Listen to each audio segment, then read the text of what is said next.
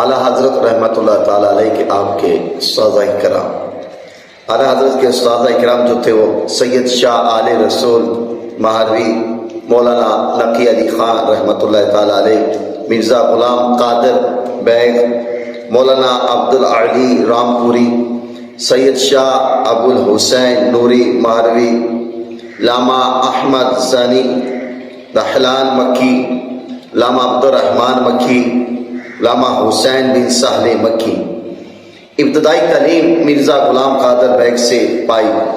اکثر علوم دینیہ عقلیہ و نقلیہ اپنے والد گرامی حضرت مولانا نقی علی خان رحمۃ اللہ تعالیٰ علیہ سے سیکھی۔ بعض علوم کی تکمیل کے لیے مولانا عبدالعلی رامپوری،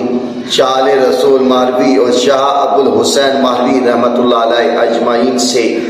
حاصل کی، اور جب زیارت حرمین شریفین کے لیے مکہ مکرمہ گئے وہاں کے علماء سے بھی استفادہ کیا اور اسناد حاصل کی۔ آپ 14 شعبان المعظم 1286 ہجری میں 14 برس کی عمر میں اعلیٰ حضرت امام احمد رضا خان بریلوی رحمۃ اللہ تعالیٰ علیہ نے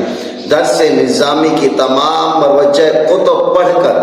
اسناد دستار فضیلت حاصل کی، اور آپ جمیع علوم میں مہارت تامہ رکھتے تھے۔ حقائق و شواہد سے معلوم ہوتا کہ آپ کو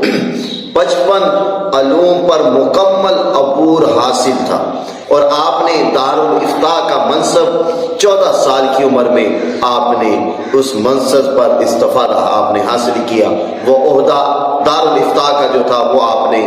حاصل کیا۔